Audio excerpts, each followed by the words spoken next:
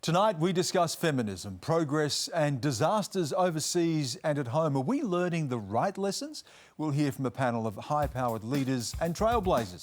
Welcome to Q&A.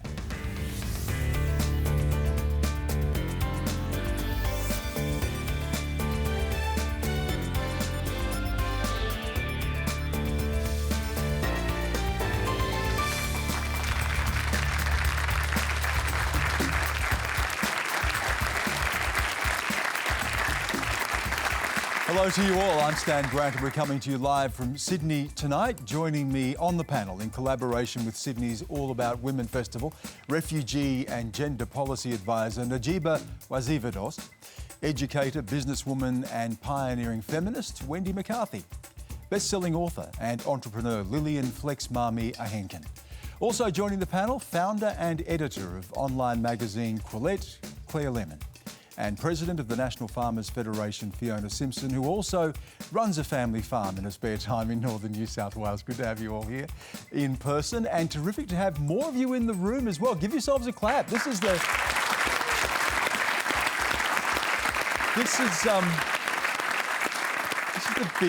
biggest crowd we've had in a long time because of COVID and all the lockdowns and all the disruptions. So it's fantastic to have you all in the room. Remember, you can stream us live on iView and our social channels. Quanda is the hashtag. Please join in the conversation. We'll publish your comments on screen and Instagram as well, Facebook, Twitter and YouTube. Our first question tonight comes from Bilal Muzaffar. Hi there. So looking at the bigger picture, what would a gender-balanced world look like in your eyes? Thank you for that question, Bilal. We can solve the world's problems in the very first question, Wendy McCarthy. What would it look like? I think it's pretty simple. It's 50-50. 50% men doing their share of everything, 50% women doing their share of everything. Comes out of whack a bit now and then because of circumstance. Mal wrote in the little red school book about women holding up half the sky. And I used that as probably a negotiating thing with my husband, to say that you'll get so much more joy if you're involved in family matters, and I'll get more joy if I take responsibility. So 50% of the activity, the responsibility and the recognition. And if I look now, in 2006, Australia was number 15 in the world for gender parity. It is now 50.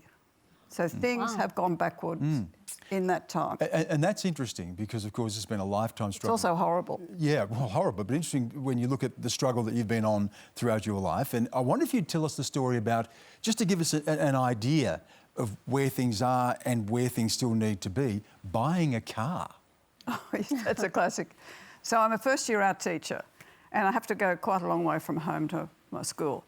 And I decide, and teachers had equal pay then, that was 1962. They just got equal pay. So I decided I would buy a car. I was really excited about this. So I went off, I found the car, little blue Mini, just looked like me, went off to the bank manager at Bank of New South Wales and he said, I don't think you should have a car. He said, I could give you a loan if your father would sign it and guarantee it. And I said, my father's dead. Oh, he said, that's unfortunate. Have you got a brother? His eyes lit up with the hope of a brother. And I said, yes, I've got a brother, but he's 14, so he won't be signing it. So he said, oh, well, I'm really sorry, you can't have a car. So I went to a finance firm then to get, I did end up getting a car, but not from that bank. They just were intractable. Flex, Wendy can buy a car today, you can all buy a car today, but what do you think when you hear that statistic that Wendy pointed out? 15, now 50. I mean, nobody wants to be that person who negates all the progress we're making, but when the stats speak for themselves, they speak for themselves. I also think it's not surprising when you look at what the conversations happening outside of our progressive echo chambers, Like if you speak to the average person, they're going to deny what you just said as if it was a fairy tale or as if you had doctored the stats yourself to push a narrative that's not true. I think A balanced world, or a world where we've got 50-50, is one where you can speak to your own personal experience and it's not going to be dressed up as, you adding in flavour and adding in extra seasonings for support. And I don't actually know what that looks like, because as someone who defines himself as a professional opinion haver, even now I find myself hesitating to share my opinions because it's not going to land safely. It's not going to land in a space where discourse, or not even just discourse, but productive discourse can happen from it. It's going to be me having to constantly justify, reframe, justify, and for what? Well, no respect. That's the problem. And when people respect is the missing ingredient. Yeah.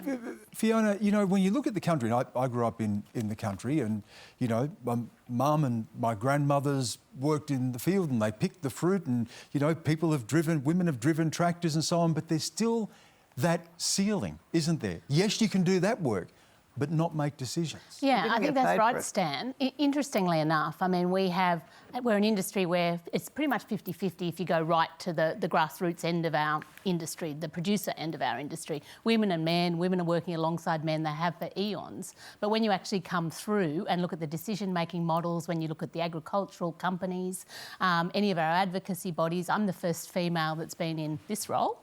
And, we call it a grass ceiling in agriculture as opposed to the glass ceiling. Nice. But the little play on words there. But definitely, for me, what it looks like, 50-50 looks like, is it's about choice and opportunity. It's about people having equal choices and equal opportunities to do the things that they want to do. And for some people, I love to cook. My husband doesn't. He's quite okay at that, but I really love to cook. So I don't think it's wrong that I love to cook and I love to do that sort of stuff in the house, but it's my choice when I'm home. But also I think, it is about people in rural and regional areas. At the moment, if women do want to go and work, things like childcare, for example, those sorts of things are pretty much just non-existent. So whilst Wendy's figures shock me, when I actually think, and we're doing a lot in our industry to try and redress some of that balance, we have a 2030 target to have double the women in executive ranks, for example. When I think of the reality of women in rural and regional areas and access to childcare and the flexibility that they have sometimes in their workplaces, it perhaps doesn't surprise me either. Najeeba, you have a daughter, and I'm just wondering what you think the world may look like, listening to Wendy's story, listening to those statistics. Wendy can buy a car today, but those statistics tell you that how much things have not moved or indeed gone backwards. What will it look like, or what do you hope it will look like? It is really a difficult question, and I agree with Lillian on that. I think, first and more important is solidarity and understanding intersectionality in achieving all shared, objectives around gender equality is so important. We really need to understand that the causes to gender inequality is actually universal. At least, the pursuit of gender inequality in my homeland country, Afghanistan, right now might not take the same shape as it might in Australia, for instance, or the UK. The context is different, but I think the inequalities to discrimination, exploitation, marginalization, sexual violence is all the same. That's right. We also face the abnormal gender roles, for instance. We're also facing the exploitation and sexual harassment. We tend to see a lot of Afghan women and girls right now, as we are here in this studio, are actually being married off to Taliban fighters as the only way of, mere survival. So I think I couldn't agree more with Wendy that we are going into a world where we tend to see more crises falling into more sufferings for women. Especially when we talk about crisis, we talk about double sufferings for women. And we tend to forget that, especially in today's crisis. Let's look at the crisis in Afghanistan. Let's look at the crisis in Ukraine. To what extent do we actually create preventions and responses that do look at those needs? How do we ensure that women, just like myself, who have a child at home right now, a 10-month-old baby, that if something happens to me in Australia, how do we ensure that not only myself as a woman is protected, but also my child? It's going to be different to my husband who's going to escape the violence. Claire, a gender-equal world, what does it look like to you? Well, to me, a world in which outcomes are 50%, the 50-50 sounds like a nightmare, to be honest. I think there's a big difference between equality of opportunity and equality of outcome. And you can't have equality of outcome in a free society. And to the extent that you are aiming for equality of outcome, you're limiting people's freedom. So we're all different. We have different preferences for the jobs we want to do. We have different abilities, different personalities. We go through different periods of our life where we want to work more or step back from work. We can't force choices onto people, therefore we cannot force equal outcomes. And I wish that we would distinguish between opportunity. Women should have all of the opportunities that men do, but just because we're not getting equal outcomes is not necessarily a problem. And the other thing about looking at outcomes is that there are all sorts of outcomes which are terrible for men and are not that bad for women. More men than women commit suicide. There are more men who are homeless than women. There are more men in jail. I mean, do we really want 50-50 on those metrics? I don't think so. It's an interesting point you make because it does lead to our next question. It comes from Bethany Langford. Thanks. I still come across people who believe that feminism is about disempowering men. My feminism is not about bringing men down, but about building women up. The misunderstanding about this encourages resentment and fear amongst some men. How can we make our brothers understand that feminism is not something to fear and in fact is not really about them at all? Thanks for that, Bethany. But before I put it to the panel, you have 3 boys, I understand, as well. Is that right? That's right. In their teens? 14, 15 and 16. So is this a conversation you have with them a lot about how they see themselves and their relationship to women and the world around them? How's that conversation go? I've brought them up to lead by example, as a woman leading by example in their life. So I'm the main breadwinner. I always have been. I present a strong role model for them. And as far as I can see, they really see no difference in what men and women can achieve. It doesn't even come across as something that even may be an issue for them, which I'm not sure about other families, but I'm really pleased about that in my family, in that there's lots of strong women in my family and they just expect that as something normal in life. Yeah, thanks for the question. I'll go back to you on that, Claire. Just a response to that idea, as Bethany put it, that... I'd like to too. Yeah, no, Wendy, we will most definitely come to you on that. But the idea of disempowering men while women are empowered, what's your take on that? Well, I think it's important to frame the conversation around a positive-sum game. So just because women are winning doesn't mean that men can't win as well. And I think too often we can get trapped in this framework, this narrative, which is zero-sum. Because men are winning, because men are in these powerful positions, therefore women aren't in those positions. We can actually create, we can step back and choose to see the world as an abundant world where we all have opportunities and we can all create value and we can all win. And I think just framing it in those positive terms goes a long way. Wendy? I think 50-50 is a concept. And you have it out there. If you look at the normal curve, it comes up like that. There's a time when you're on one side because you're doing one thing in a relationship or a family or in your job, and then the other person fills in. But the idea of equality is, in a sense, do no harm. So the negative outcomes are not the outcomes that any feminist would wish for. And I think that Ipsos has just done a poll, which I was reading about this morning. I mean, on the last thing I'd say in Australia, there's 27% of women in the cabinet. Well, that is not anywhere near a reasonable number. But the thing about the Ipsos poll was that, and it's a world poll, it was done 3 days ago, 29% of people in the world who answered the poll thought masculinity was under threat. And we have to listen to that. 26% would, 1 in 3 thought that feminism could do more harm than good. And 15%, rape, violence, victim blame. And in Australia, 3 out of 10 don't believe that gender equality exists. They're pretty They're wrong, but they're pretty, they're the numbers. Is this a poll, a general poll? It was done as a worldwide poll, right, and for Ipsos, and Julia Gillard and someone else discussed it a couple of days ago, and it was put up online. And I just got it, and Virginia Housiker sent it to me, and I thought it was just remarkable, the variation in numbers, and just the education, the attitudes to that, which is quite scary because, especially around violence and safety. This little group I'm with says respect, safety, and equity. And that's a nice way to think about it too. If we get respect, it's respect that's missing in our public discourse that I find more threatening and ugly than anything else. We'll go to our next question, which will pick up on that. But before I get to that, I wanted to come to you, Najeeba, because your dad's here tonight, and he's come with you in the audience here. And you've spoken about this, about the role of your dad in your life, and culturally how these questions of men and the disempowerment of men or the empowerment of women play out.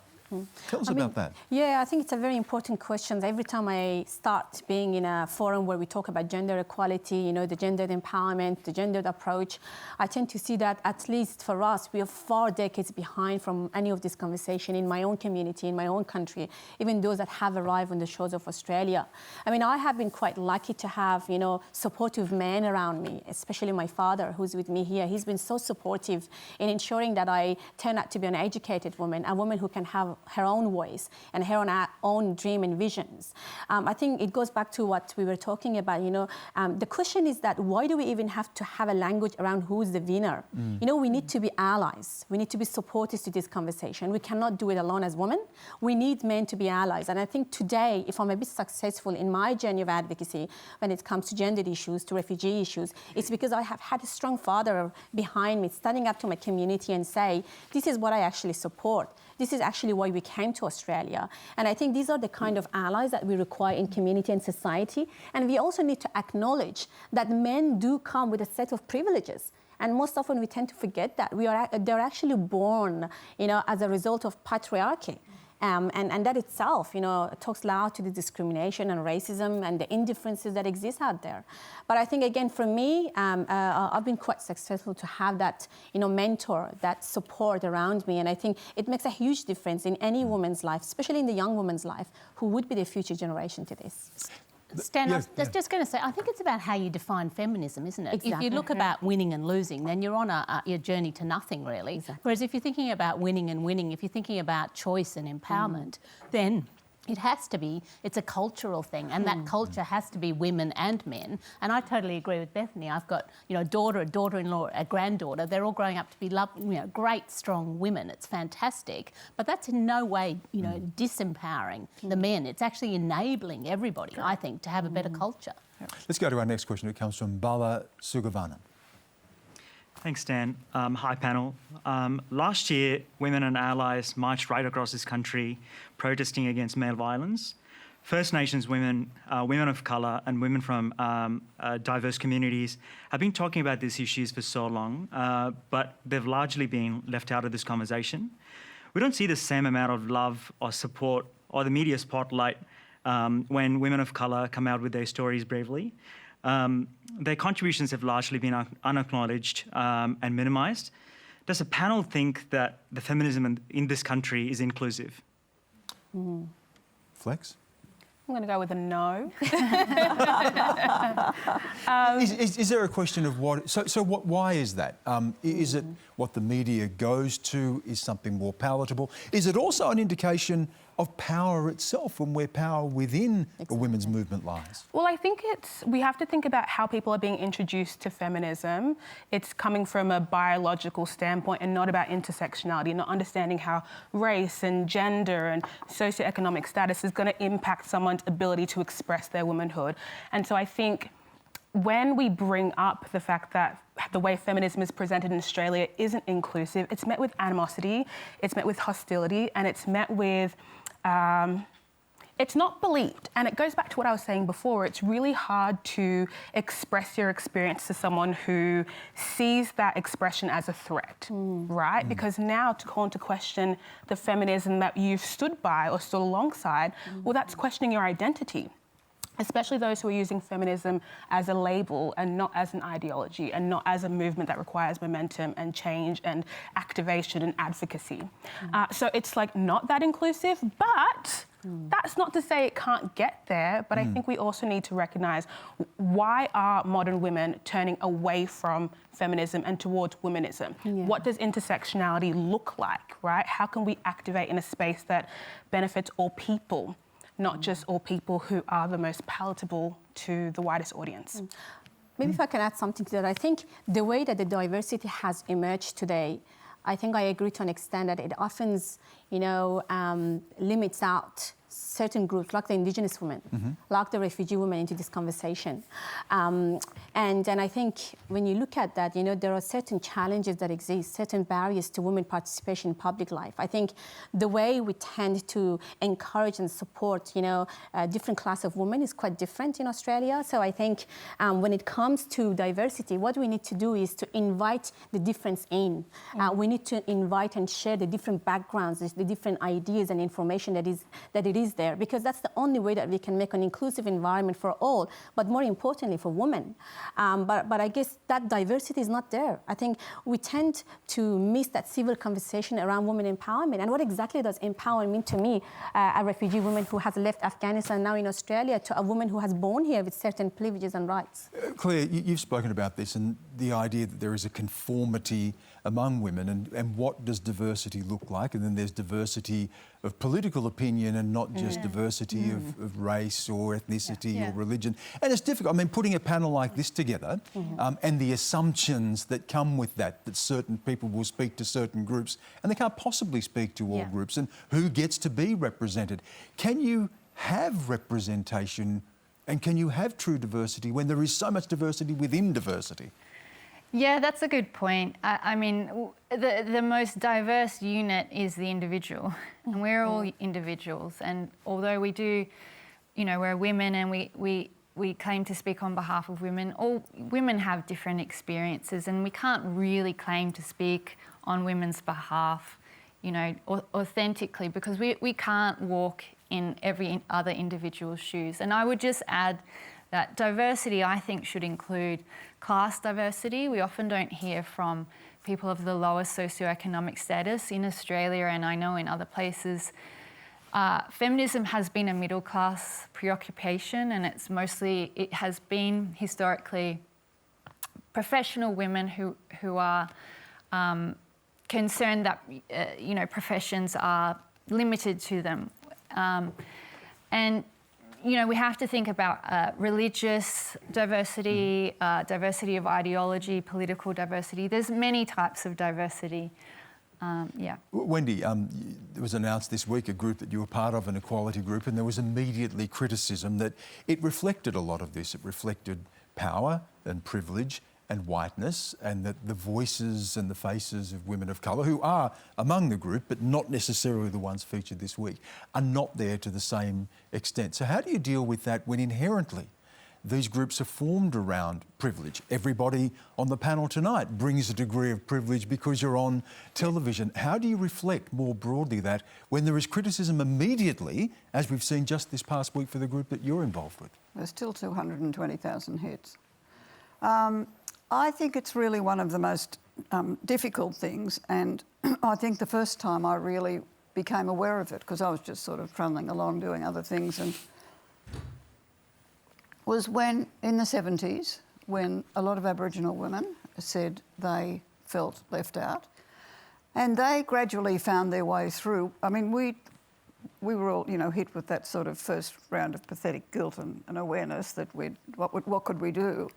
Well, some people went and worked with Mum Shirley at Redfern, and other people made sure they know. I happened to be working with Linda Burney for a while, and she taught me a huge amount.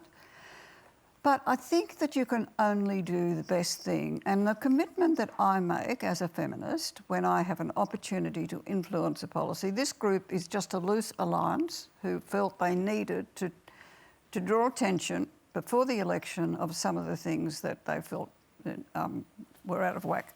And they want Kate Jenkins' report implemented, et cetera, et cetera. And they're not unusual things, but that group has, it had about 15 or 20 people outside it who, see, this is the sort of discrimination, who can't speak freely. And they were guiding lights to us to get things done. And it was really hurtful for them because they wanted to say, I was part of this, but refugee, woman of colour and so on, and they couldn't. And all of us take a risk, but my commitment always is that I want to road test anything I'm speaking out about in favour of, that it's not going to harm women, any woman, regardless of where she is. Aboriginal women didn't get the vote when white women got it. It took ages for them to get it, over 100 years. And I remember Aboriginal women couldn't be nurses, they could only be nursing aides. And there were, and a lot of immigrant women, I worked with them in childcare in the 70s. So by the time you're my age, you do have a really diverse group of people whose experiences you know about and who reliably represent their community, even if not in a formal way. But I think if you just make that commitment to road test what you're trying to do, I don't get any money or job or anything else. In fact, we put our hands in our pockets and paid for that piece of social media because we just felt those things weren't being said. So do no harm. Our next question comes from Margie Stewart. Hi, panel. Hi, Stan. On International Women's Day, I read many social media posts, and tonight actually been talking about strong, resilient and courageous women. I don't feel any of these adjectives. I just feel frigging exhausted. People rally around big causes like abortion and marriage equality, and I think this is fantastic, but what about women like me, exhausted from living and working in a Western social and economic system that's based on the old premise that women are carers and men are the providers? Like, how do you keep your spirit going, and what would you say to a woman like me to keep my spirit going and get up out of bed? The Chief Executive Women submission to the government says that the whole basis of economic change in the next 2 decades should be around care. And the people who are in the caring, whether it's early learning and childhood, nursing, aged care, all those feminised industries, they need a great big rev up of money, just plain old-fashioned money. And we need to get it, or they'll all disappear and do something else. And I'm really sorry you feel like that, but I do understand it. Fiona, resilience, that question of where you find that, and of course we're going to go to this issue in a minute, but look at what people are going through with the floods right now. I think resilience is one of these really strange words. It's meant to be a strong word where, it means that people are strong and they can bounce back and, they're resilient, they can take on anything. But in actual fact, I just think sometimes people feel like they're just a bit of a punching bag. Yeah. And people keep hitting them up and hitting them up. And as a woman, you can take on this and you can take on this and you're allowed to do that now and you can take on that and you don't give up anything else and you just keep taking on more and more and more. And quite regularly, I talk to women who, like you, Margie, they're saying, how do you manage it all? Like, how can you, I have a million balls in the air. How do I work it now that I can do these things and I've got other options as well and I want to do other stuff? How can I actually manage it? And, the way I've looked at it is that, as a woman now, I've got a lot of opportunities and I've got a lot of choices to do things. And particularly for young women, I say, sometimes you don't have to do everything at once. You do have to, part of having choice is choosing sometimes to do things at different times. You can do everything, but you may not be able to do it all at once. And sometimes I think it's a matter of that, as a society, we have to think about how we can enable people to take things on and then take things off, if that's the case. So if it's caring for children, if it's caring for parents, and as we go through life as a woman, you do go through these caring stages at different stages. And so, is it right that the women should bear that burden? Who else does it?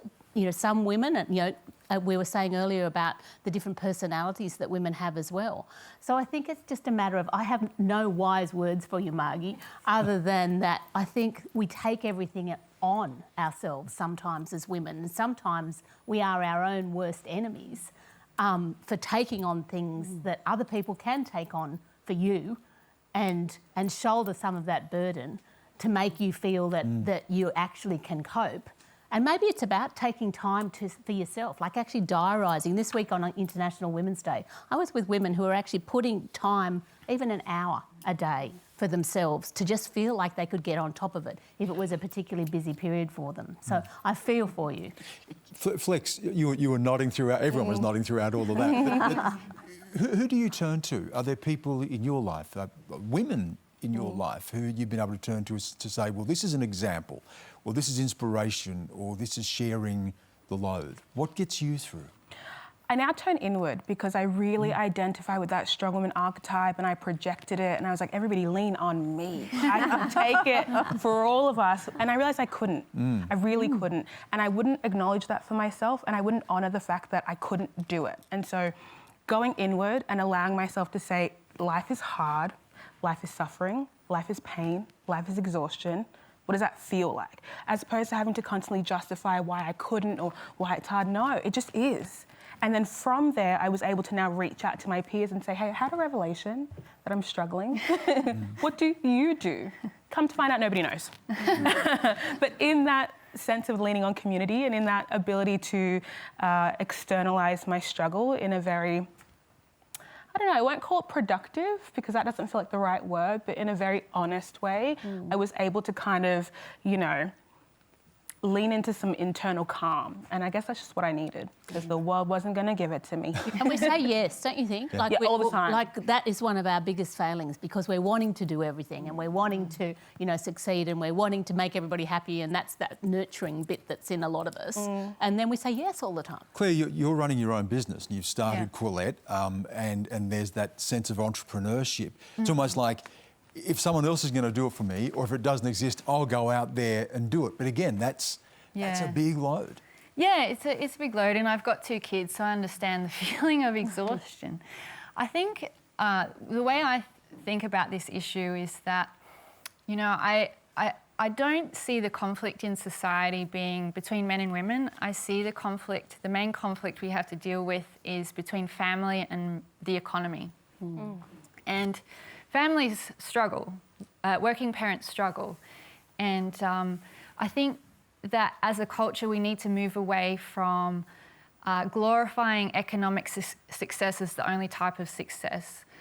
You talk to any psychologist and they can tell you that they will have middle-aged men in their offices who are very professionally successful, very financially successful, at the top of their careers, but they're going through a crisis because they've neglected their family.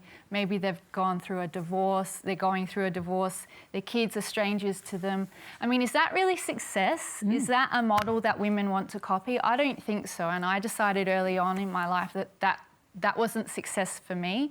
So I think if we look at other forms of success like relationships, community, family, that type of thing, then we'll have a more holistic understanding. And then we'll give ourselves a break if we can't be achieving all of the time in the economic sphere. Margie, what do you do? I mean, you've talked about this exhaustion and you've asked that question, but you must ask the question for yourself too, I'm sure. What do you do to get through? Well, I was talking about it yesterday with a good friend of mine and a colleague, and I was just sort of getting sort of cranky about some of these words and descriptions. And like I actually, she came up with the word like resourceful, and I think that's how I would cope with my life. You know, like there are, you know, I have a sort of varied sort of life things happening, and I think resourceful, asking for help, you know, in all sorts of different areas. It might be budgeting, like, and sometimes being resourceful is about like, just like when I was a single mum, like just sort of coping day to day, like being able to speak to creditors on the phone and, you know, like going to, you know, Centrelink is just a terrible situation there and still is, you know. So it's still hard. It can be really hard. Yeah. Thanks for the question. Thanks for the honesty as well. We're going to go to the floods now. Obviously, you know, it's what's been happening, and you talk about resilience. You talk about people taking on a big load. We'll go to our next question. It comes from Shiravan Nagesh. Good evening. So my question is, the Black Summer bushfires of 2019, COVID in 2020, then the floods last year, and again the floods this year, all had one thing in common. The government scrambling to take corrective action after the damage was done. Is the Prime Minister's reluctance to publicly address the flood-affected victims perhaps fearing a backlash from the community? Is this the wake-up call that was required to prove that prevention, or at least damage reduction, is far less expensive than repair and recovery, albeit unfortunately at the cost of lives and livelihoods? Fiona. Yeah, look, I think I was listening to that list of disasters, and on farms as well, and in regional rural communities, we've had a few more as well, because we've had mice plagues and we've had a real season of pestilences. And COVID. And COVID as well. So it seems like we are on this terrible roll at the moment, aren't we?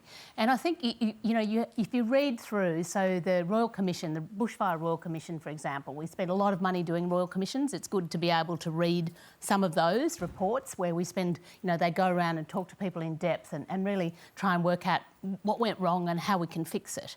And one of the things that they say there is that definitely, there's a role for response, for example, emergency response, and there's also a role for resilience and recovery and growing. And so that's how now I think the government is looking at the roles of the state government and the federal government and local government, of course, too. And when I look at the communities with some of the floods and the responses that they didn't get in terms of, the immediate response, they were calling 000 and there was nobody there. People were stuck on their roofs and they couldn't do it. And the SES volunteers, they were all stuck in their own homes. And so there were people there who were absolutely out of their minds. But they couldn't get any help. So I think, how do we address? And then now, of course, we want the resources. We want, we want the resources to come into those communities and there's anger and adjust them. And there's huge anger, and rightly so, because these people at the moment they want people to be in there helping them scrape the mud out of their house. And they want someone to blame. And they want someone to blame. I want to go to you on that. And where is the role of leadership? Because if we look at the Prime Minister, and again, we've seen angry scenes this week, and, remember the bushfires, of course, as well, some of the anger around COVID and vaccine rollout. I mean, somebody has to take that, and obviously, if you're the Prime Minister, it lands on you. It's his job to go into the communities, to listen to the people, to see with his own eyes what is happening, and then, I guess, to deliver the resources. And it's good to see now that there's hundreds of millions of dollars that are rolling into, I think, 300,000 people over the last fortnight have actually accessed some of that. Now up about 400,000 now. But we need more, Stan, because the people actually need machinery now to take off, all their belongings that are out on the street that they have to walk past every day. They need machinery to actually clean that away. Farmers need people to help bury their animals. People need to have food and shelter and know that they're going to have that for the next week or more. So I think it's not just about, everybody blames the Prime Minister and he's the person, it's his job ultimately, he's the top of the country. But it's actually also about the three tiers of government working together. Like, why haven't we learnt more since the bushfires about response? Why haven't we learnt more about community and supported some of these communities where volunteers really are manning things like SESs and fires and all of those things? We need support for these communities. It's a good point. And let's go straight to one of those communities now. We'll take you to Lismore, and Naomi Worrell is standing by on Skype for us. Naomi, thank you for giving us your time as well. What's it like for you at the moment? Well, it's been pretty intense. I live in North Lismore, and I was just one of thousands who was caught in our homes as the waters rose at just such an unbelievable and frightening speeds. And it's really hard to explain the scale of shock and grief and loss so many in my town are experiencing. We have been running out of food and fuel, and people need shelter. And we'll be without essential services for the foreseeable future. And it's kind of just hard to see how Lismore comes out of this. It's been so huge. But the community has been phenomenal, pulling together teams of volunteers and really achieving the impossible. But what's really been missing is, what the government's doing, with billions of taxpayers' dollars set aside for, events such as this. Why is the government response being so inadequate? if it's not for these kind of events that these funds were set up for, then how disastrous does it have to get? Yeah, look, thanks for the question. We might come back to you as well and just get a bit more on what's happening on the ground, but I'll put that to our panel. Let's look at the numbers.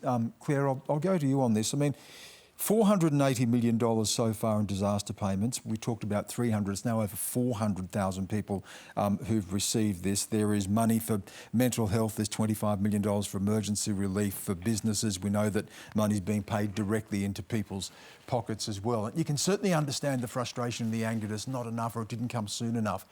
Are there limits to what can be done? We know the money has to come from somewhere. We've dealt with COVID, we've dealt with bushfires, there have been emergency payments for so many things. How do we get that balance right? Where do we go to? And understand this is money's going to increase as well, I'm sure, in the coming months. Look, I don't think money is probably the issue here. The government has a lot of money. I think the issue is probably workforce. There's only so many people in the Australian Defence Force who can be deployed to any community at one time. They're already saying that they're quite stretched. They're not trained for disaster relief.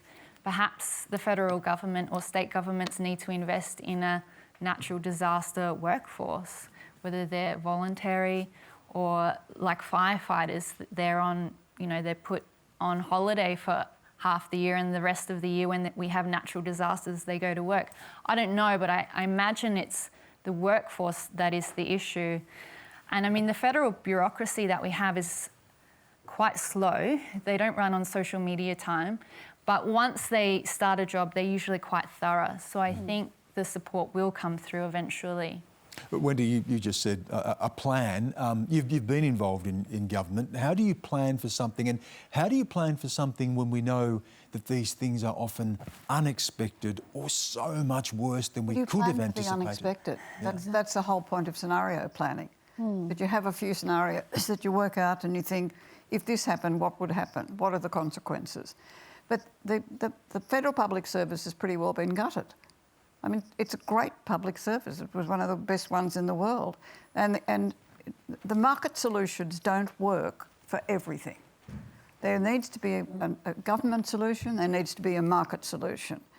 And it's still come back to the issue of care, but in terms of flood, there's a failure to recognise that climate change might just have a tiny little bit to do with this. And we haven't come at a peaceful spot in the centre about how we deal with climate change. We say that we don't want to give money away to people, and yet this is the biggest giving away money to people government in my lifetime. Maybe if I add something to that as well, I think what we're also missing today is that Australia moves on a very ad hoc basis when it comes to response and planning. I mean, we tend to often wait for the crisis to happen and then come with a planning action around it, and where it requires some sort of facilitation around preparedness of the community as well. Like, I mean, if you introduce something, you've got to make sure that the community is ready to accept and implement it at the local level. I mean, you're not going to be able to introduce this, responses and policies and programs and, millions of money without the community knowing how to use it or where to use it, So that requires, a sustainable intervention, a long-term intervention, and not only ad hoc and one-off. And we need, and more importantly, what we need to do is to deliver them at the right time, in a timely manner. But the community needs to know where they can go to for help and things too. And as you say, when you dial 000 and you don't get a response. And so there is a local group I know in Lismore that's been looking at flood preparation and mitigation and what they can do in a physical sense. Is it about bearing in mind climate change, bearing in mind the swings we're going to have in climate, and they're absolutely, some of the people in Lismore and some of our affected communities, they've been in this situation over and over. Some of them have been in it 2 or 3 times in the last few years. And so if that's going to happen, how can we prepare better? How can we support communities that don't have big workforces, where there isn't the population, so that they can get support when it happens, and then that, again, we can then put money into that resilience and recovery stand that our question was about. Yeah, Naomi's still standing by. If Naomi's still there, just before we let you go, Naomi, what do you do tomorrow? We sit here and we look at this and we think about the cleanup and what you've got, and you've got to wake up and face this tomorrow. What does tomorrow look like? Today and the last 12 days, and however far into the future, it's just a lot of cleaning. But I do need to say, look, what the community did and the rescue operations, like right from the rescue operations, which were phenomenally huge and well organised, right to the ongoing, resilience of the kind of groups that we were just talking about. The community knows what to do. Yeah. We're doing it. We just always need, does. we don't have to Just pay need support. consultants for 3 years to come up with a plan. The community knows what they do. We just need those services, funds on the ground. Yeah. Good on you, Naomi. All the best. Everyone here obviously is thinking about what you're going through, and all the best with it. Thank you. Okay, thank you. Let's go to our next question. It comes from Tanya Karlichuk. Have I got that right, Is that Yes, Tanya? thanks, Okay. Dan. As a Ukrainian Australian, I've been really heartened to see the global support of Ukraine these past couple of weeks since Russia's invasion. But really, it's only been the EU who's taken concrete steps to address the refugee crisis. I've taken several calls from family and friends in Ukraine who have asked me how to seek safety in Australia. But knowing Australia's refugee policies and practices, I find myself warning them about the risks of potentially joining Australia's refugee queue. I'm wondering, is there an opportunity here to take this global solidarity, the current solidarity that we have with Ukraine, and use that to improve Australia's refugee policy and make it work better for everybody who needs it? Flex? I feel like Australia's in denial about their stance on refugees and asylum seekers, and I think that while it may feel like now's a great opportunity for it, I mean, it was a great opportunity years and years ago, and what happened then? I think that in times like this, we can apply pressure, but is it going to be just another PR angle? Another way for Australia to be like, we did the right thing at the right time, like you asked, right? And then forget everybody else who is currently impacted and will still not get the support that they need. I mean, people have said it time and time again. Australia's policy on refugees is barbaric. It's been said 1,000 times before. So I am really interested to see if something would happen. I remain hopeful, but I think that at times like this, we kind of need to. What is the appropriate way to say we need to let? When someone shows who they are, you need to believe them. In this instance, I think Australia has shown us time and time again how they feel about people seeking asylum on our shores. Najeeba, you've experienced this, and I'm sure that when you look at what's happening in Ukraine and you see experiences that you've been through, so what would you say?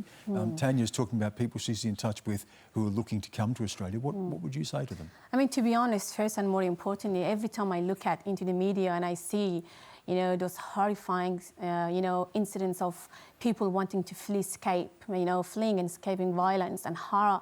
It really takes me back to my own time as a young girl back in Afghanistan and how difficult it was for me and my family to escape, that decades of war and injustice and inhumanity.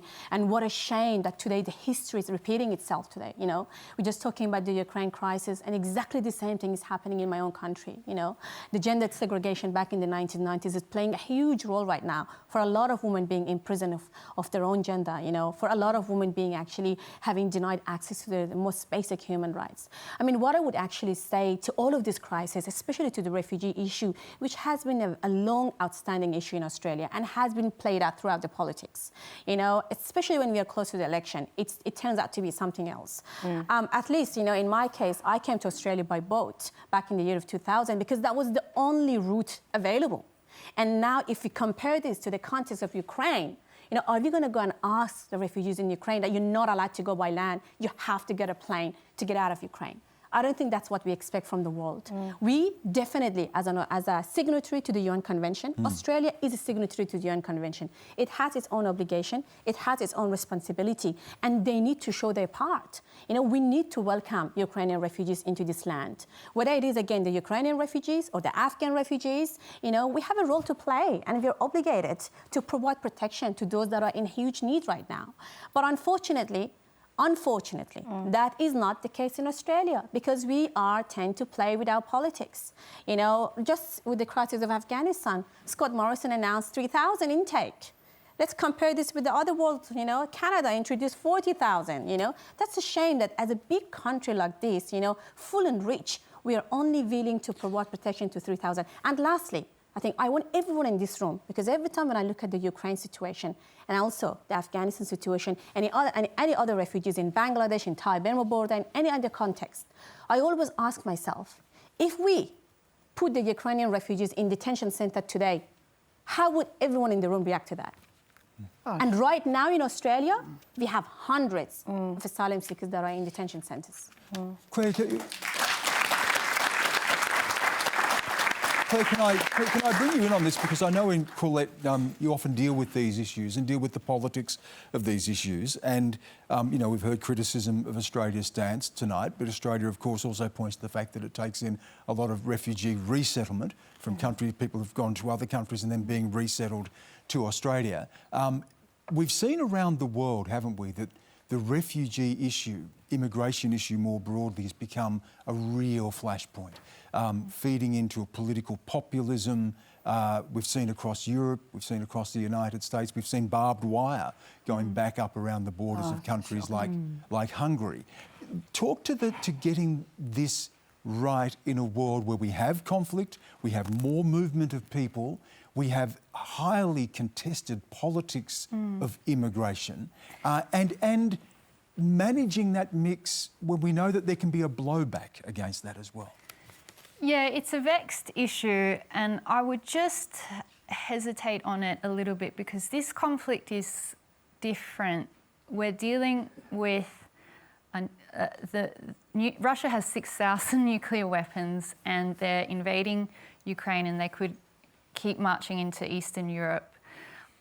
It's a conflict that we haven't seen in the world for 70 years. We haven't seen a conflict like this since World War II. And it's a tectonic shift in global affairs. I think we need to keep in mind that we're going to have a massive refugee and migration issue, not just from Ukraine, but also from Russia. People are going to want to escape Russia. They are victims too in all of this. Their economy will implode sooner or later. And I think Australians do have to be generous. We are a rich country and we do have a lot of space. And so we do need to be generous. And I think we're moving into uncertain times. So we really do have to open up and try and attract people. I mean, we stopped immigration for 2 years, so I think we can up the intake a little bit now. Let's go to our next questioner. It's a video from Miranda James. To the panel, as women, what hurdles did you face during your journey to succeed, and how did you overcome those hurdles? Wendy, you've just written a book about how you overcome those hurdles. But before we go to the specific about that, I've got to get to this because it tells us so much, and it goes back to your first point about the car and how long this takes and how slow change can be. But when you stood up Bob Hawke, and what was said to you at the time when you did that? Well, fortunately, he's dead now, so he can't respond. But when I say stood up Bob Hawke, I mean in a professional sense, of course. No. I mean this. Well, it was political, professional. He came to meet the bicentennial people because the organisation was changing chairman and managing directors and so on every now and then.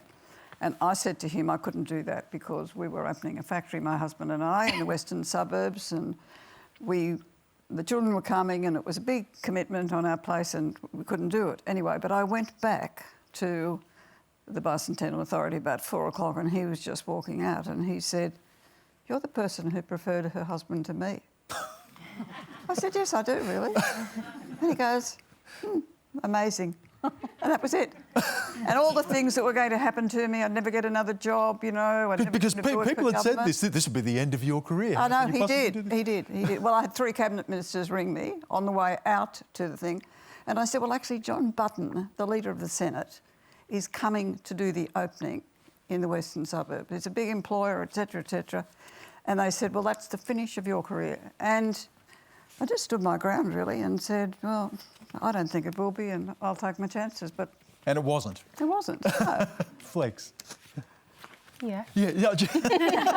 Not a Bob Hawke story, but that story, I suppose, of inspiration and overcoming those hurdles.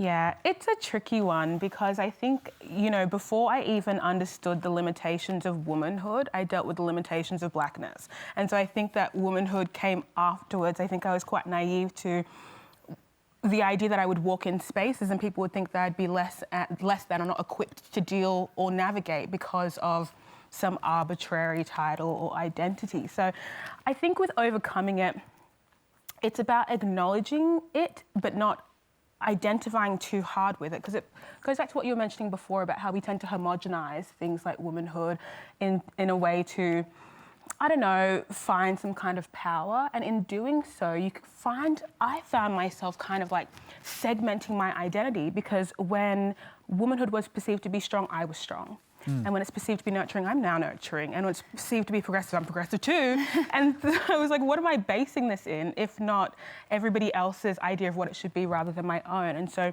for me, it always comes back to self, but I try to not think about overcoming. I'm always thinking about sustaining. You know, keeping an even keel, trying to get through it, enjoying it day by day, almost adopting stoicism to a point, because it just gets tiring to be reminded of all the ways, all the hurdles one needs to jump just to exist. Yeah. No more jumping. Race and gender divide us more than anything else. When I lived in America, race came first. It was the first issue to be resolved. And gender came second. Here it's the other way around. And there's no apparent reason for it. So do you think of yourself first when you don't get a job? Like, I didn't get lots of jobs because of my gender. And I'd seen enough inside to know that the blokes weren't that much more clever, probably not at all. But where does it come for you? Where does that intersectionality? Because it's very hard when we're trying to be everything to everyone. Flex, where does that come? Tell us. I mean, it is. Like, being a black woman, I cannot separate it, but for my individual experience, I walk into spaces as a black person first. I don't think anybody would be like, she's just a woman, you know, it's the black woman I met, or tell me about your black experience. And so I think that sometimes I tend to maybe downplay the issues I face navigating womanhood and maybe the barriers, because I'm like, it's just one of the many. You know, I've got a more obvious one to deal with in the interim. Fiona, I think initially it was quite funny. I was you know, reading some of the things you'd said in the past about feminism, and that you were uncomfortable with the term feminist, and particularly during the 60s, some of the more sort of, you know, all the bra burners. You said it, all the bra burners. I don't know either, but well, I was only born in the 60s. So, but I think that's, you know, I think that goes back to the conversation we had earlier, you know, that I'd never thought of myself as a feminist necessarily, because I've been lucky enough and privileged enough and supported enough by my family and the people around me to put my hand up and do the things that I've wanted to do, and to have a good education.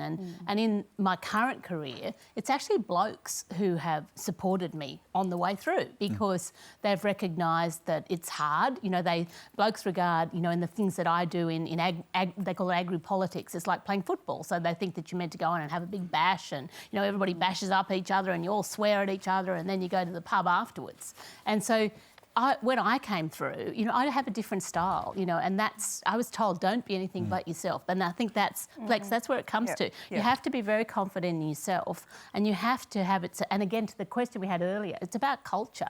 It's about a culture of diversity in all respects, not just female, and a culture of belonging. We've only just got 2 minutes left, and the clock's working against us, but I'll just go quickly to you, Claire, and then Najeeba. You just quickly, if you could say something about, you know, I'd read where you talked about the fetishization of victimization. It's just interesting in this frame around hurdles and how people see themselves. What do you mean by that? Simply that it's not healthy for us as individuals to internalise victimhood status, and I don't think it's good for women in general for us to be seen as victims or as damsels in distress. We really want to encourage personal autonomy and agency and self-determination.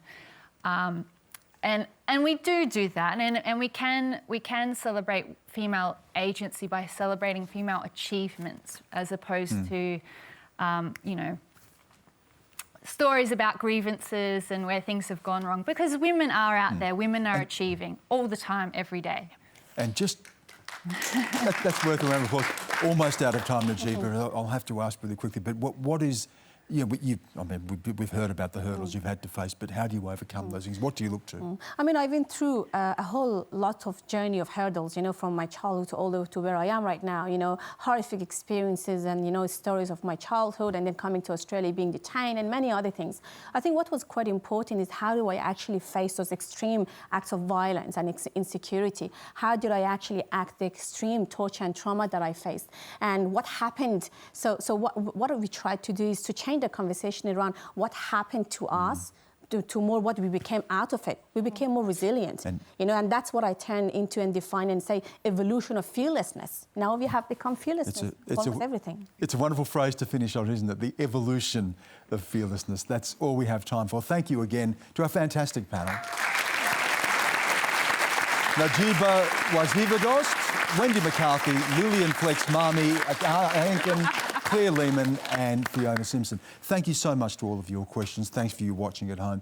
Before we go tonight, a sad note, unfortunately, to end on. We'd like to extend our condolences to the family and friends of Labor Senator Kimberley Kitching, who we've learned just this evening died suddenly in Melbourne at the age of 52. We here at Q&A fondly remember Senator Kitching for her panel appearances over the years. So our thoughts with her family this evening. Yeah. Very, very sad news, and a sad note to finish on, but our thoughts are with the family tonight. On that note, next week the program will be live from Melbourne, and author and cultural icon Roxanne Gay joins the panel along with Labor's Anne Ali and former New South Wales Liberal Minister Prue Goward. And you can also catch me on China Tonight on Monday evening. Until then, have a good night.